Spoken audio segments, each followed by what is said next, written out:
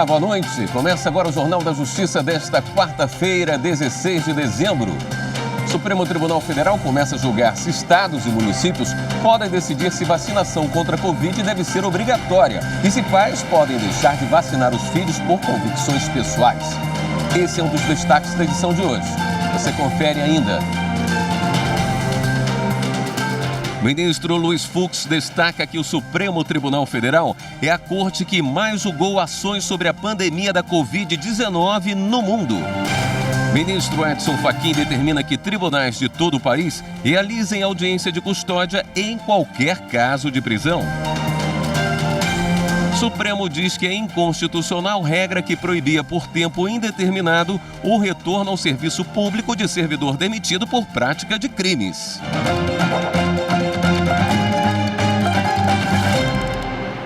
O plenário do Supremo Tribunal Federal deu início hoje ao julgamento que define se estados e municípios podem adotar a vacinação compulsória e outras medidas para o enfrentamento da Covid-19.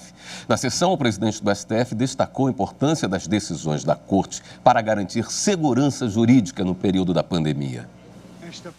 No início da sessão, o ministro Luiz Fux apresentou dados que mostram que o STF foi o tribunal que mais julgou ações a respeito da pandemia no mundo. Até agora, foram mais de 8 mil processos relacionados ao tema. O presidente da Corte agradeceu o esforço de todos os ministros e destacou as adequações feitas durante a gestão do ministro Dias Toffoli, que permitiram a continuidade dos trabalhos por meio de sessões virtuais e por videoconferência. Para Fux, a atuação do Supremo foi fundamental durante esse período. A prioridade, então, da nossa gestão de promover a segurança jurídica e pacificar as controvérsias prioritárias para o povo brasileiro, contribuindo neste momento para que o país vença a pandemia e também retome a agenda do seu desenvolvimento, tem no Supremo Tribunal Federal um papel extremamente importante e, repito, graças não só à gestão do ministro Dias Toffoli que me antecedeu, mas também o empenho dos eminentes colegas com esta presidência, a razão pela qual eu lavro esse voto de agradecimento. Em julgamento, 2 ações diretas de inconstitucionalidade que tratam da vacinação contra a Covid-19. Na primeira, o Partido Democrático Trabalhista pede o reconhecimento da competência dos estados e municípios para decidir sobre a vacinação compulsória durante a pandemia, prevista na Lei 13.979 de 2020, que trata das medidas emergenciais de combate ao coronavírus. Na segunda ação, o Partido Trabalhista Brasileiro pede que o STF declare inconstitucional a compulsoriedade. As 2 ADIs são de relatoria do ministro Ricardo Lewandowski. Tema similar está em discussão no recurso extraordinário em que se discute a obrigatoriedade de vacinar o filho de acordo com o calendário infantil de imunização. Com repercussão geral reconhecida e sob a relatoria do ministro Luiz Roberto Barroso, o recurso analisa se o Estado pode obrigar os pais a vacinarem os filhos menores de idade, independentemente de convicções filosóficas e religiosas. Nas sustentações orais, o PDT argumentou que a lei que disciplina as medidas excepcionais de enfrentamento à pandemia da Covid-19 prevê a compulsoriedade da vacina. Parafraseando o ministro Marco Aurélio, realmente é tempos estranhos.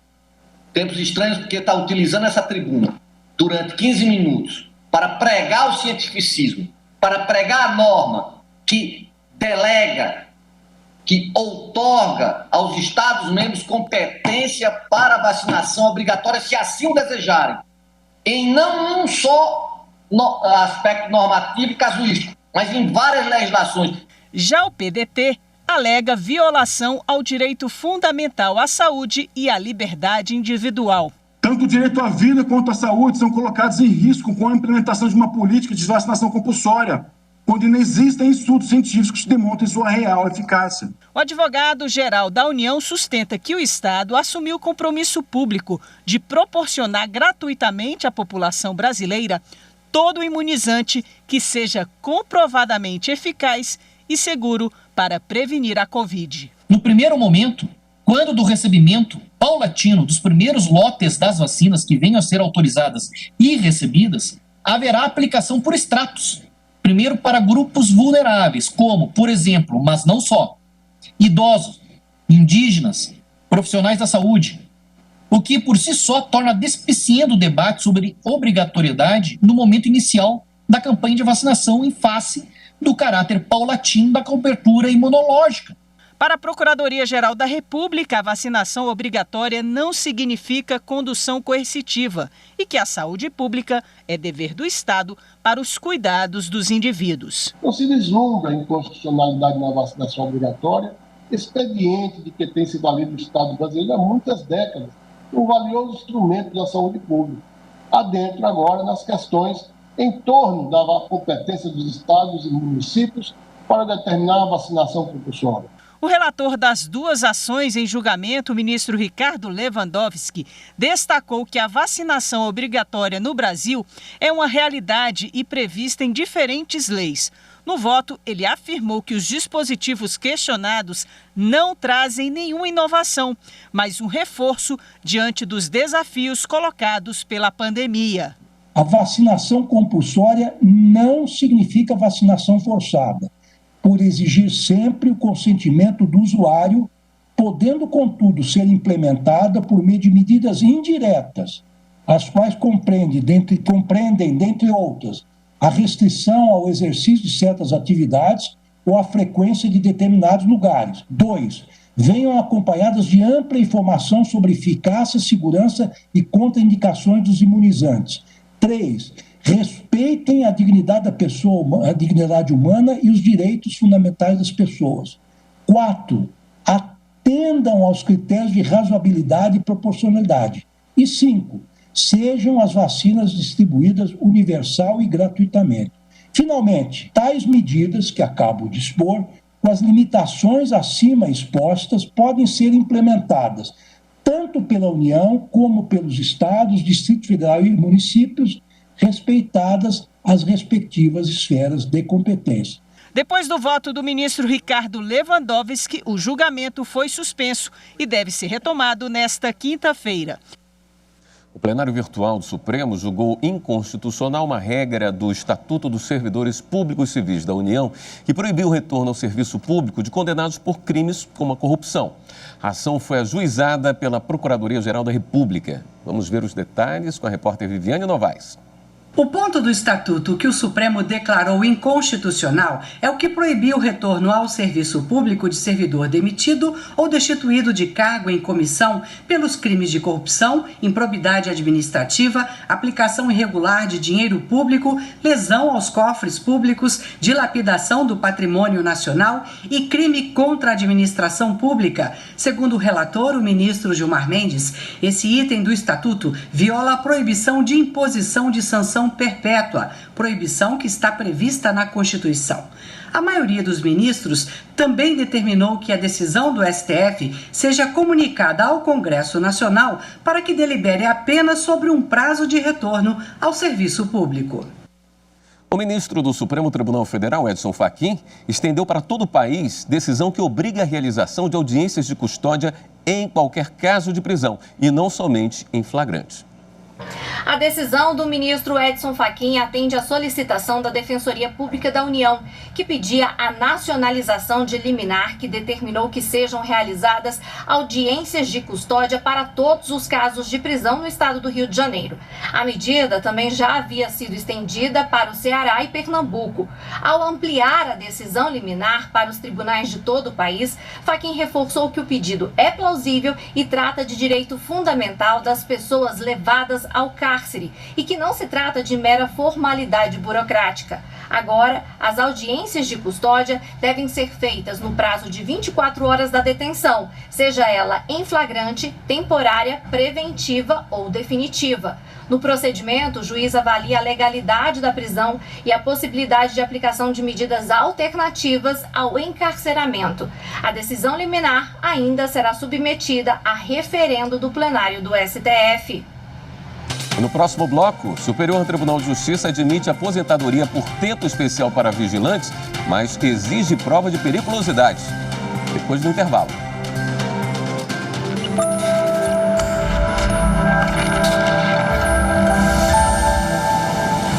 A Carta Política da República de 88, mais conhecida como Carta Cidadã, é um marco civilizatório para o país.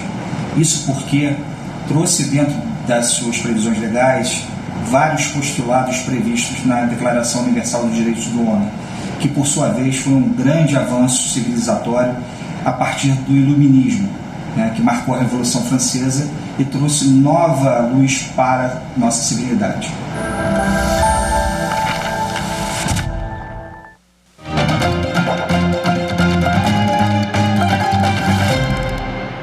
A Comissão de Constituição e Justiça do Senado aprovou a indicação do Procurador Regional da República, Sidney Madruga, para integrar o Conselho Nacional de Justiça.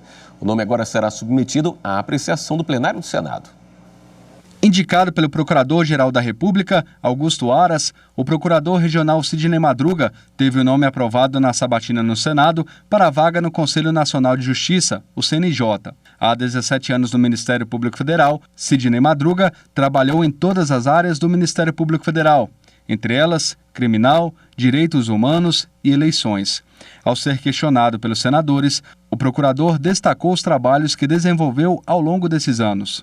Pois conheci de perto a extensão do nosso Brasil e, sobretudo, realidades sociais e econômicas completamente distintas, o que, sem dúvida, moldou o meu agir e o meu pensar e que poderá muito contribuir no Conselho Nacional de Justiça. Ele também defendeu a presunção de inocência em processos judiciais.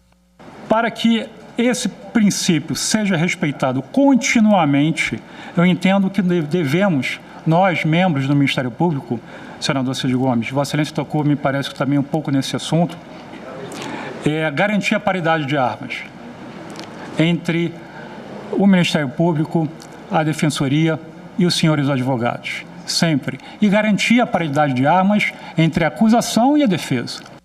Sidney Madruga atuou nas regiões Norte, Nordeste, Centro-Oeste e Sudeste.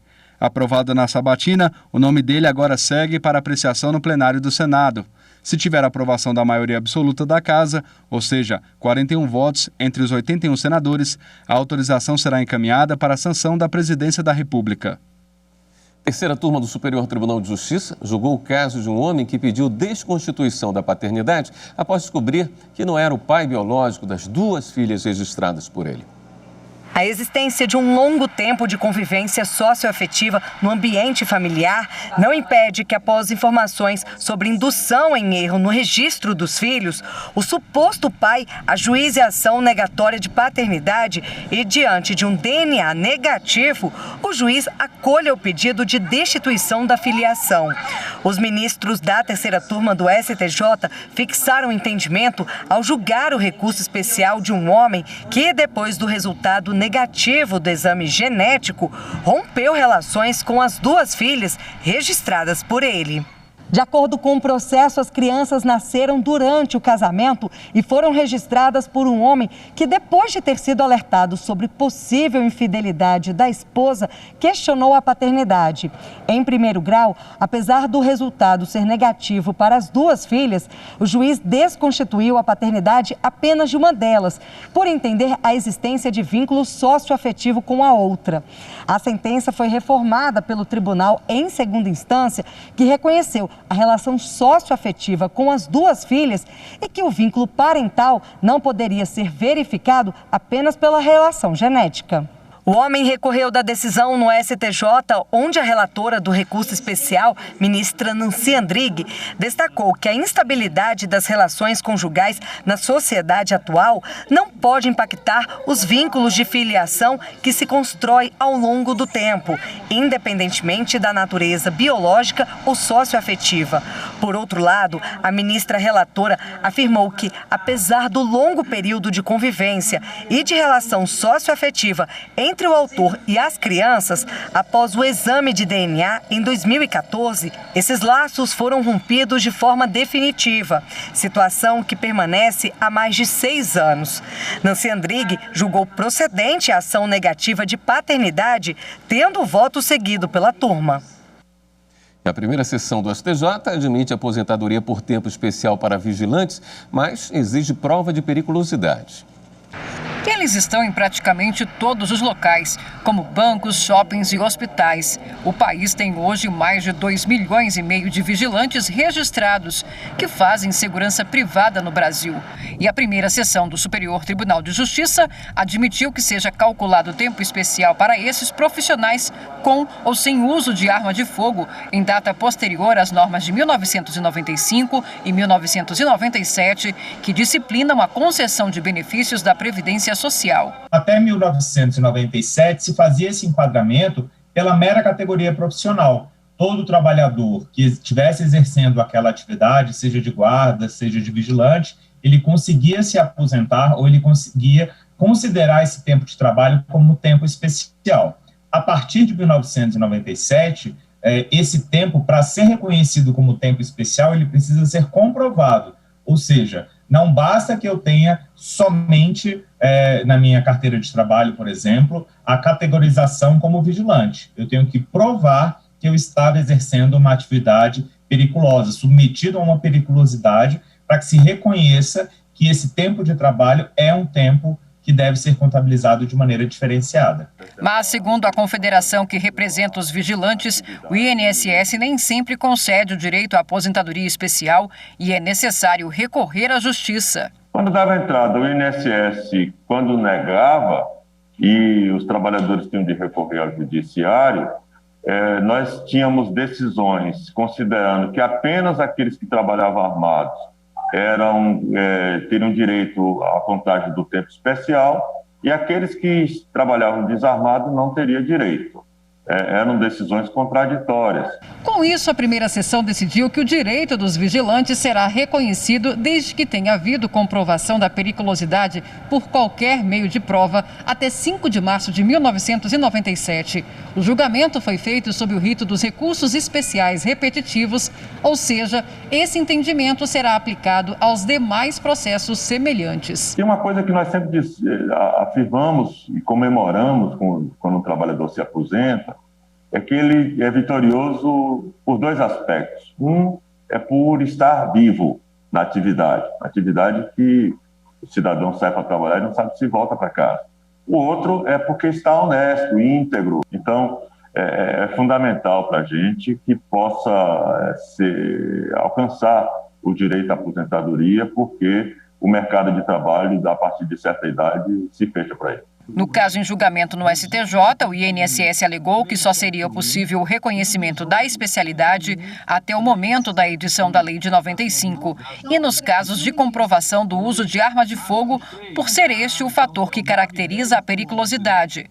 Mas o ministro Napoleão Nunes Maia Filho, relator da ação, explicou que, apesar de não haver menção à periculosidade e ao uso de arma de fogo nos decretos que regulam a Previdência Social, o artigo 57 da Lei 8.213 de 91 assegura expressamente o direito à aposentadoria especial ao segurado que exerça sua atividade em condições que coloquem em risco a sua saúde ou a sua integridade física. Havia muita controvérsia na jurisprudência se o vigilante poderia ou não se aposentar dentro dessa forma diferenciada de aposentadoria, e com a decisão do STJ a gente tem uma pacificação desse entendimento, que foi sedimentado, inclusive, em sede de recurso representativo da controvérsia.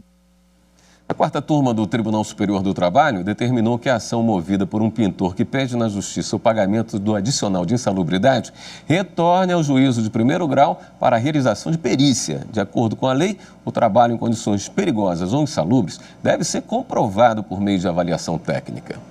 Na ação trabalhista, o pintor alegou que manuseava concreto e argamassa e que também tinha contato com poeira de cimento.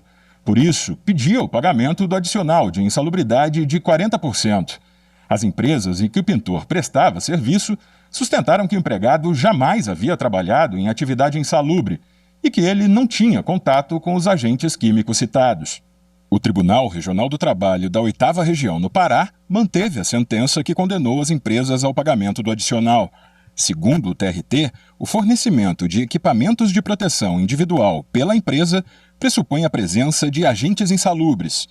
As empregadoras também não apresentaram documentos ambientais que comprovassem a segurança do local de trabalho e que dispensariam a necessidade de perícia técnica. O relator do recurso de revista da empresa na 4ª turma do TST, ministro Caputo Bastos, afirmou que, por lei, o trabalho em condições perigosas ou insalubres deve ser comprovado em laudo técnico emitido por perito nomeado pela Justiça e que a profissão de pintor não está classificada como insalubre. Assim, o adicional não poderia ter sido deferido sem essa prova. O ministro afirmou ainda que o fornecimento de EPIs, por si só, não afasta a necessidade de perícia e determinou o retorno dos autos à vara do trabalho de origem para que a perícia seja feita. A decisão foi unânime.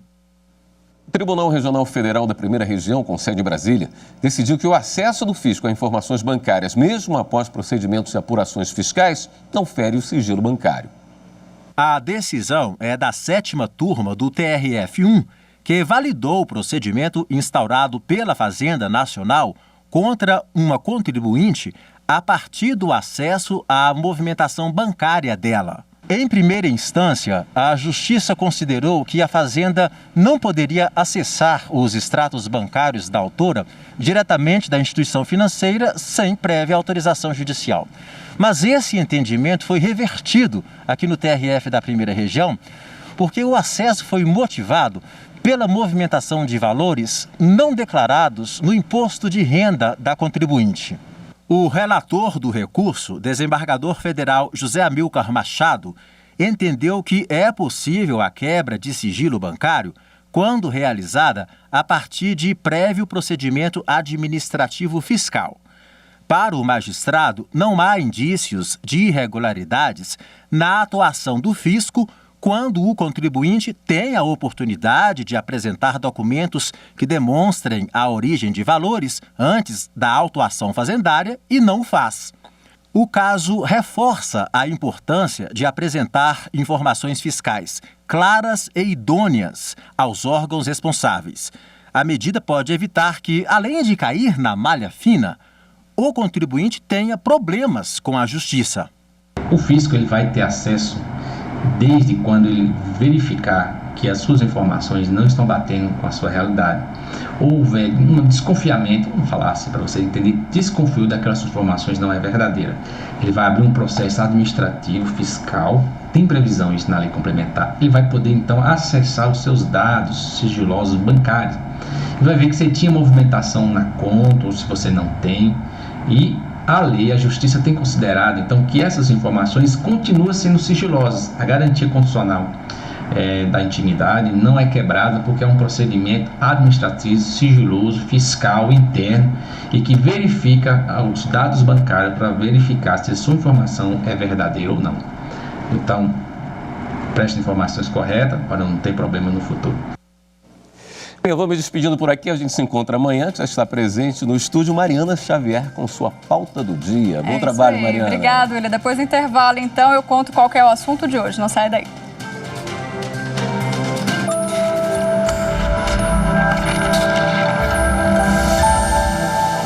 A Constituição de 88 representa um marco para a nação brasileira. Edificada na liberdade e na dignidade da pessoa humana, dedicou um capítulo próprio à comunicação social, assegurando que não há exercício da democracia sem a liberdade de expressão. Por isso, o Livro da Liberdade, como intitulado pelo Dr. Ulisses Guimarães, garante de forma plena o exercício da liberdade de imprensa, sem restrição ou censura prévia, sendo seu exercício imprescindível para a democracia.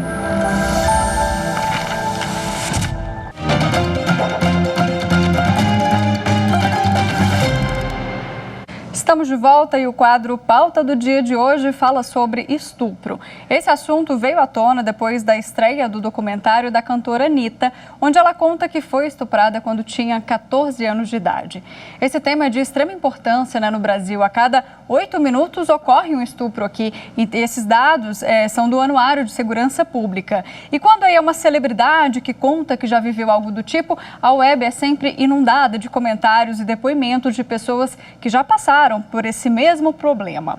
Hoje, o nome, então, da Anitta, vamos ver na tela 1 aqui, foi parar na 4ª posição do Google Trends, com mais de 20 mil pesquisas. Google Trends, lembrando, é aquela ferramenta que mostra como um termo tem sido buscado na internet. E nas consultas relacionadas com esse tema, a gente tem o nome do documentário, Anitta Made in Honório. Honório é o bairro da Anitta, onde ela nasceu lá no Rio.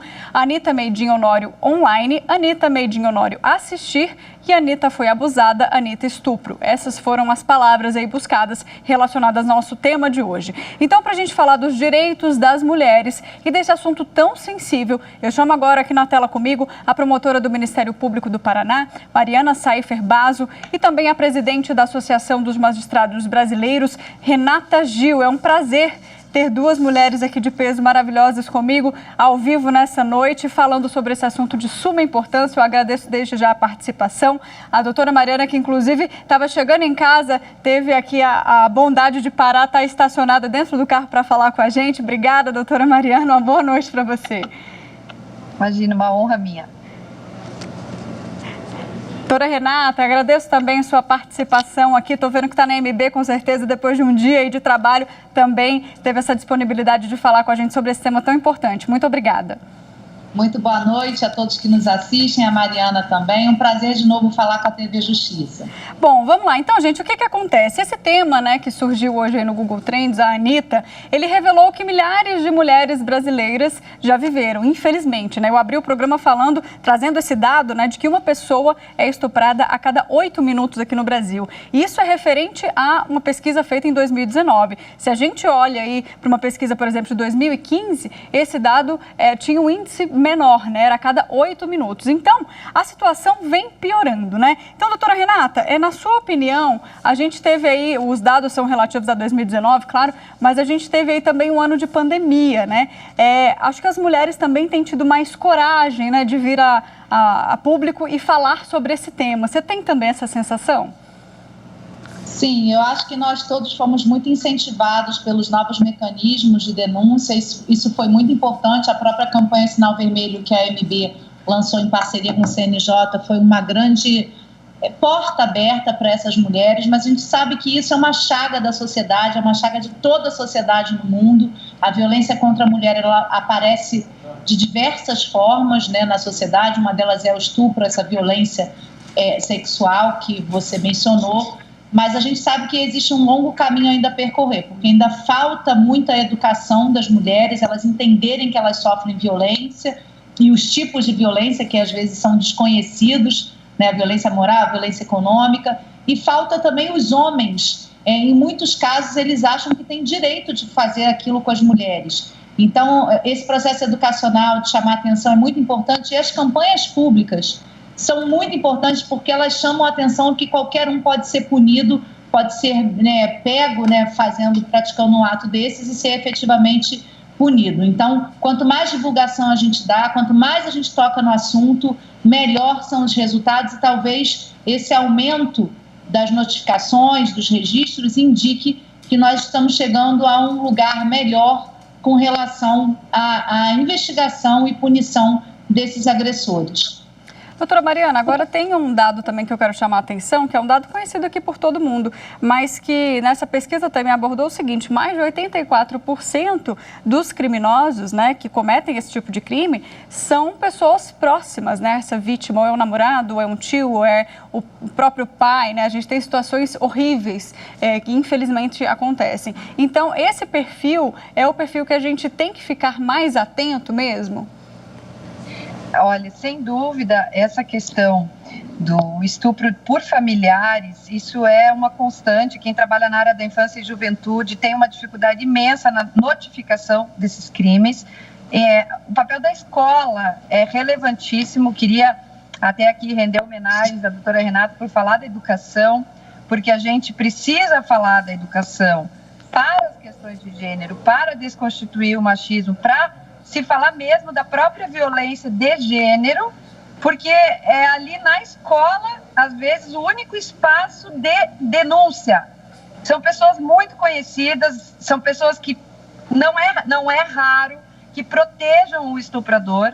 Então, é uma dificuldade muito grande. A criança, né? A gente tem esse caso, por exemplo, de uma pessoa de 14 anos, no caso da Anitta. Então, para quem ela vai recorrer, se toda a família quiser encobrir, né? Tornar essa situação uma situação normalizada. Então, sim, são as pessoas próximas, existe um papel muito importante do Estado e um papel muito importante da escola na descoberta desses crimes. Por falar em escola, doutora Renata, eu quero voltar nesse assunto aqui sobre essa questão da educação, né? Esse assunto teria que também ser mais falado dentro de sala de aula, até para que as crianças ou adolescentes tenham essa noção e saibam também do perigo, né? Porque às vezes nem sabem o que está acontecendo, né? Às vezes são tão novinhos, tão novinhas, que não têm essa noção. Isso é muito importante, até porque muitos alunos, muitas crianças, adolescentes vivenciam a violência dentro de casa e elas crescem com a cultura de que aquilo é possível, que não existe nenhuma reprimenda àquilo. Então é importantíssimo movimentos, aliás, eu fui solicitada aqui na MB, como a gente fez a campanha Sinal Vermelho, exatamente que a gente crie uma campanha educacional e permanente nas escolas. Falar sobre esse assunto não pode ser um tabu, isso precisa ser lugar comum e a gente precisa fortalecer tanto os meninos com relação ao que eles não podem fazer na vida, porque às vezes a gente pensa que o ensino seria só para as meninas, mas não é para meninos e meninas. E falar disso de uma forma natural, mostrar os exemplos, né, e como pode ser evitado, é de suma importância. Então, é o que eu disse no início, que a doutora Mariana acabou de reafirmar, o processo educacional é a pedra fundamental para essa virada, né, para tirar o Brasil desse quadro horroroso de 5º país mais violento do mundo contra as mulheres, só perdendo para a Rússia, Guatemala, Honduras, Venezuela, países que não cumprem tratados de direitos humanos. Então é uma vergonha a gente ocupar esse patamar nesse nível.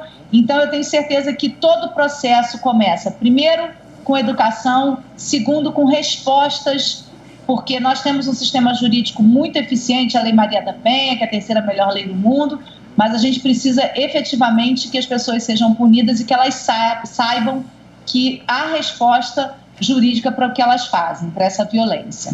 E agora a gente está enfrentando, né, doutora Mariana, um ano de pandemia, um ano que todo mundo ficou recluso e muitas dessas mulheres ficaram realmente, não digo sem saída, mas mais acuadas do que o normal, né? E eu acho que a pandemia, ela veio também para mostrar um pouco dessa fragilidade. Na sua opinião, esses casos também podem ter aumentado, né, relacionado a essa questão dessa convivência diária, dessa vítima não ter muita saída?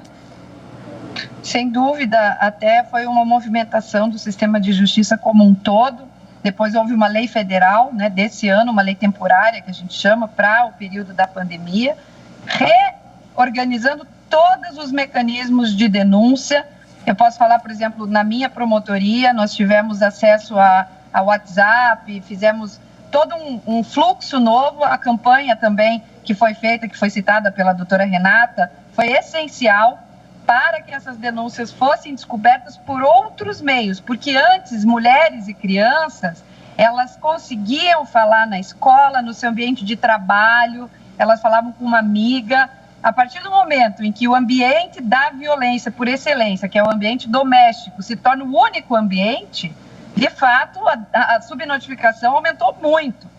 E quando nós tivemos, então, um aumento do número de mortes de mulheres, né, que isso foi evidenciado aí na época de pandemia, não era raro isso ser acompanhado de um decréscimo de notícias sobre lesão corporal, sobre ameaça, porque o ciclo da violência ele começou a ficar escondido em casa, não havia denúncias e o feminicídio, por exemplo, aumentou, né, assim como mortes de crianças e o estupro, com certeza absoluta, tem também toda essa ligação com a violência doméstica e familiar, principalmente quando nós estamos falando de pessoas aí, como o caso da Anitta, né, de 14 anos, enfim, pessoas que não têm, como você mesma colocou, até discernimento do que estão passando, né? Perfeito, é verdade. Doutora Renata, em relação a essa questão da pandemia, você participou desse projeto, né? Eu queria que você explicasse um pouquinho sobre essa campanha. A gente fez vários programas aqui, foi uma campanha de âmbito nacional de sucesso, que também tirou várias mulheres dessa situação, mas muita gente ainda não conhece. Como ela ainda está acontecendo, eu queria que você explicasse para a gente como é que funciona essa campanha. É uma campanha muito simples, ela chama Sinal Vermelho. Uma mulher que esteja sofrendo violência, ela procura uma farmácia próxima da sua casa e apenas com um sinal vermelho na mão ou com esse gesto, imediatamente um atendente ou farmacêutico liga para o 190, chama a polícia militar e essa mulher é encaminhada para a rede de atendimento. O que é importante na campanha é que esse atendimento pelo protocolo, ele é prioritário. Então a polícia militar tem que estar toda organizada para receber esse chamado das farmácias e atender rapidamente a essa mulher. A gente percebia que a demora no atendimento era um fator de desincentivo a essa denúncia. E agora a gente está com outros parceiros, por exemplo, o metrô de São Paulo, por onde passam 8 milhões de pessoas. O metrô se comprometeu, fez um termo de convênio com a AMB, de receber essas denúncias. Então, uma mulher que trafegue lá no metrô, ela mostra o sinal vermelho e imediatamente o próprio metrô, independentemente da polícia militar, já conduz essa mulher até o atendimento de uma delegacia ou então ao exame de corpo de delito. Então, é um método muito eficiente e, mais importante que tudo isso, além de nós estarmos conseguindo salvar vidas, como a doutora Mariana falou, a Sinal Vermelho ela abriu um leque de denúncias muito grande. Então, as mulheres estão tendo coragem de denunciar de outras formas, estão procurando as delegacias, estão apresentando sinal vermelho em vários outros estabelecimentos. Então a campanha realmente, a população está ciente de como denunciar. Isso é muito importante para a gente reduzir esses números. A conexão da doutora Mariana caiu, a gente vai tentar restabelecer. Por enquanto, vou falando com a doutora Renata aqui sobre esse tema. Já quero saber se essa campanha ela vai realmente permanecer no ano de 2021, doutora Renata. Ela não tem tempo, né, para acabar. É uma campanha que deu tão certo, gente, e é tão fácil, né, para a gente ter essa conexão, para a mulher ir numa farmácia e mesmo que tiver uma situação de medo mesmo, né, ela não precisa falar, ela só precisa sinalizar. Então, eu acho que esse também é um dos diferenciais dessa campanha, né? Não, com toda certeza, ela não tem prazo para acabar. Aliás, a campanha ela já é maior do que a própria campanha. Eu podia dizer isso, porque o sinal ele se tornou um símbolo praticamente universal. A gente vê jogadores de futebol entrando em campo com sinal vermelho. A gente já viu a aprovação de 2 projetos de lei, quer dizer, um projeto de lei no DF e outro que já está apresentado no Rio de Janeiro pela bancada para aprovação do sinal vermelho como uma obrigação, né, do Estado brasileiro. Então, eu acho que agora o nosso papel é ir depurando as fases e fortalecendo o sistema de proteção à mulher. Porque quando a gente recebe essas denúncias da sinal vermelho, a gente cobra os resultados das autoridades públicas e a gente vai criando melhores mecanismos de defesa da mulher. Então, a campanha não tem prazo para acabar, ela tem fases de ampliação. A gente já está ampliando, como eu falei agora, a gente ampliou com o metrô de São Paulo e tem várias outras propostas para redes de supermercados. A gente recebe muitos pedidos. Antes a gente procurava as farmácias, agora a gente recebe pedidos de adesão, o que indica que a responsabilidade social de salvar vidas, de preservar a liberdade das mulheres tem sido muito bem absorvida pelos setores econômicos da nossa sociedade. Que bom, isso demonstra a conscientização, né, de toda a população. Doutora Renata, eu vou te pedir um minutinho, porque a gente vai restabelecer a conexão com a doutora Mariana, a promotora que a gente estava conversando. Vamos para o intervalo rapidinho, você não sai daí, no próximo bloco a gente vai falar mais sobre esse tema.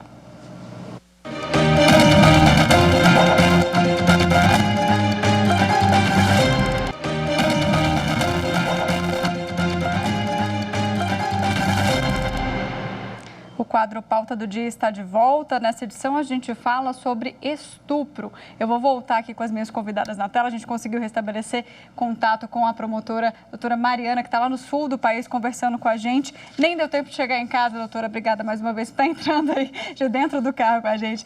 Doutora Mariana, eu já quero passar essa próxima pergunta para você. Em relação ao judiciário, né, a gente pode dizer que o judiciário ele vem avançando cada vez mais nessa questão de proteção das mulheres? Sem dúvida, eu sou autora de um livro, né, chamado Crimes contra Mulheres. Eu sempre brinco que esse livro tem que ser atualizado a mais ou menos a cada 2 meses. Nós temos aí de 2006, que foi a Lei Maria da Penha, mas principalmente de 2018 até 2020, uma modificação legislativa acelerada. Inclusive, nesse ano, essa modificação legislativa que eu falei para vocês, da lei temporária para adaptação de combate à violência de gênero nessa época de pandemia, né? Porque se a violência acontece justamente em casa, teria que haver até uma possibilidade aí de atendimento às vítimas de maneira alternativa. Nós temos uma modificação muito significativa em 2018 na questão dos crimes sexuais. Pensar que até 2018, por exemplo, a ação penal do crime de estupro, ela era ainda sujeita à representação da vítima, ela tinha um prazo para entrar. Hoje em dia não existe mais esse prazo, desde 2018. Um outro grande avanço que tem que ser citado é o crime de importunação sexual. Vocês devem lembrar daquela situação de São Paulo, da Barra Funda, de uma moça que estava num ônibus e ela sofreu aí uma violência de um homem ejacular no pescoço dela, e aquilo não era crime até 2018, hoje é um crime sim, com até 5 anos de prisão. Então a gente teve um avanço muito grande de verificar que a violência sexual é crime. Se uma pessoa está no espaço público, se ela é apalpada, hoje isso já é prisão em flagrante, coisa que não acontecia em 2018. Tivemos uma modificação muito grande também no Código Penal com relação aos crimes sexuais. Então, uma evolução aí que não para de proteção à mulher, aos direitos humanos de mulheres, ainda bem, né? Ainda bem. A conexão falhou um pouquinho aqui, mas o áudio estava perfeito, a gente conseguiu ouvir, o recado foi passado sim. Doutora Renata, há poucas semanas também a gente teve um outro caso, né, que tomou conta das redes sociais, que foi da atriz Dani Calabresa, que denunciou um assédio sexual no trabalho. Eu queria também falar sobre essa temática, porque as mulheres quase sempre, né, não vou dizer sempre porque a gente não pode generalizar, mas quase sempre estão em posições vulneráveis e principalmente dentro do ambiente de trabalho, né? Exatamente. Por isso é tão importante que a gente tenha mecanismos dentro das empresas e dentro dos órgãos públicos para que essas denúncias possam ser veiculadas. A gente tem trabalhado muito na conscientização da criação das ouvidorias e, mais importante que criar as ouvidorias, é que nas ouvidorias exista realmente um mecanismo eficiente de captar essas denúncias e de apurar. Porque às vezes a gente cria a ouvidoria, né? A gente percebe a criação da ouvidoria e a colocação de alguém lá que toma conta, né? Que é o responsável, que não canaliza as denúncias, não faz o procedimento de apuração. Então, o que eu disse sobre a educação e sobre a sensação de impunidade é muito importante. A gente precisa trabalhar primeiro na conscientização do direito dessas mulheres dentro das empresas. Isso precisa ser falado, que isso não é possível, né? Que a importunação, que o assédio, né? Seja ele moral ou sexual, isso é crime sério, né? E que exista mecanismo de apuração e de punição dessas pessoas. Então, é um assunto do momento. Eu tenho dito que a pauta feminina, tanto de ascensão feminina como de proteção às mulheres, a sua liberdade sexual, a sua liberdade individual, hoje ela é falada. Isso é muito importante. A gente consegue virar, né, uma página da história em que isso tudo era uma poeira debaixo do tapete. Mas agora que a gente fala sobre isso, a gente precisa criar as estruturas para a apuração de todos esses crimes. Então, na minha visão, com relação ao assédio moral e ao assédio sexual, é importantíssimo que a gente tenha funcionando ouvidorias nas empresas privadas e também no setor público. Nessa semana a gente teve aí mais uma vitória, né, para a classe feminina. A OAB aprovou então a paridade de gênero nas eleições para as direções excepcionais e também as cotas raciais. Então isso também ajuda muito a gente ter mulheres em cargos de poder, né, doutora Mariana? Também para a gente conseguir lutar por esses interesses que são interesses mesmo femininos. Não que os homens não possam se interessar, mas quem vive na pele sabe como é que funciona, né? Vamos citar esse mesmo exemplo da importunação sexual, né? Quem viu na televisão, digamos, pensou que isso tinha acontecido uma vez só, a primeira vez. Quem trabalha com isso, né, no Ministério Público, por exemplo, eu trabalho há 16 anos e sei que todos os dias uma mulher sofre isso, todos os dias. Mas as mulheres só foram adentrar espaços de poder a partir de 1960. E só hoje elas estão ainda subrepresentadas no parlamento. E a modificação legislativa é muito tardia, foi em 2018. Por quê? porque os homens não podem, exatamente como você colocou, os homens não podem se colocar nesse lugar. E aí é importante que uma mulher esteja lá, entenda das demandas de direitos humanos de mulheres, tenha sofrido, né? Porque quem é a mulher que depois dos seus 12, 13 anos nunca sofreu, por exemplo, um incômodo, né, na rua, aquilo que se fala como cantada, mas que isso é horrível em termos culturais, se tolerou, mas é uma violência, né? Essa exposição do nosso corpo como se fosse dos outros, não fosse nosso corpo. Então, essa possibilidade de mulheres no poder, ela é simplesmente algo que vai reverter em políticas públicas relevantes para um público que não está sendo ouvido, que não tem a vivência. Por isso que é tão recente, por isso que a gente só tem uma lei do feminicídio em 2015.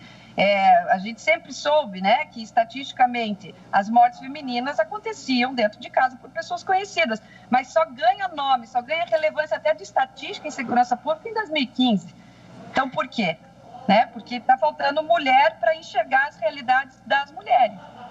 É verdade. Vamos falar um pouquinho, explicar um pouquinho, doutora Renata, quais são essas modalidades de violência? A gente sempre tem muito apelo na violência sexual, essa questão do abuso sexual, do assédio, mas a gente tem vários tipos de violência que a gente pode dizer que é uma violência silenciosa, né? Eu queria que você explicasse rapidamente aqui quais são, para que, né, alguém esteja assistindo a gente, que esteja passando por esse momento ou conhece alguém que esteja passando por uma situação parecida, consiga também se enxergar. Porque eu acho que hoje está cada dia mais fácil, né, com essa informação, com a disseminação da informação, né, as mulheres conseguirem também se enxergar e falar, opa, eu estou aqui no lugar de vítima e eu preciso procurar ajuda. Então, eu queria que você rapidamente passasse aqui para a gente quais são os exemplos mais comuns dessas violências que não são tão faladas. Eu começo com o próprio exemplo da violência sexual, né? Porque ela é muito falada, mas a gente pensa na violência sexual daquele estuprador da rua, que alguém passou, pegou a mulher e praticou o ato numa rua escura, num terreno baldio. Mas a violência sexual, ela acontece em casa também. Todo relacionamento sexual, todo ato sexual não consentido pela mulher, em que ela nega, em que ela não quer, é violência sexual. Então, dentro de um casamento, dentro de uma união estável, dentro de qualquer relacionamento, né, de um namoro, se a mulher não quiser e o homem a forçar a isso, há violência sexual. A gente tem a violência moral, que é aquela em que a mulher ela é subjugada, xingada por palavrões, né? Ela é o tempo inteiro colocada numa posição de inferioridade, e isso tem uma capitulação no Código Penal para essa violência. As mulheres não sabem que elas não precisam aturar esses xingamentos, aquela vergonha na porta do emprego, o marido desconfiado chamando ela de traidora, né, e de outros nomes que o homem sempre acha que a mulher que trai, né, a cabeça maluca. Então, isso tudo tem resposta. Tem a violência econômica, que é uma violência que muitas mulheres sofrem, aquelas mulheres que são impedidas de manusear o seu próprio salário, as mulheres que não têm acesso, né, ao seu celular, não têm acesso aos seus bens, aos seus objetos. E tem mulheres que sequer podem escolher a comida que elas comem. O prato de comida é entregue pelo próprio marido. Às vezes ela cozinha e ela não tem direito a comer. Então, são vários atos de violência. E a mais conhecida, que é a violência física, e eu tenho repetido isso várias vezes, a violência física é aquele soco, o puxão. A mulher aparece com o olho roxo, né, toda arranhada, esfaqueada. No outro dia, fui abordada por uma mulher que tinha marcas de faca na perna toda. Essa violência, ela precisa ser comprovada através do exame de corpo de delito. Então, as mulheres precisam imediatamente, quando sofrem essa violência, procurar um Instituto Médico Legal, procurar a delegacia para que sejam encaminhadas. E hoje, a gente tem as salas Lilás, que são as salas para recebimento dessas mulheres. É uma salinha de atendimento especial para as mulheres. Então, em muitas cidades já está funcionando a sala Lilás. É importante que as mulheres procurem esse atendimento para que fique comprovado. Não é possível mais que as mulheres sofram em casa caladas. É isso aí. Recado final, então, aqui do nosso programa. Doutora Renata, agradeço demais sua participação aqui com a gente, viu? Muito obrigada. Eu que agradeço. Um abraço. Doutora Mariana Miachará, aqui também, obrigada pela disponibilidade mais uma vez, viu? Eu que agradeço. Bom, esta edição então do Jornal da Justiça fica por aqui. Você pode rever o jornal e esse quadro aqui, Pauta do Dia, lá no nosso canal do YouTube. Anota aí, youtube.com/TV Justiça Oficial. Para você, uma ótima noite e até amanhã. Tchau, tchau.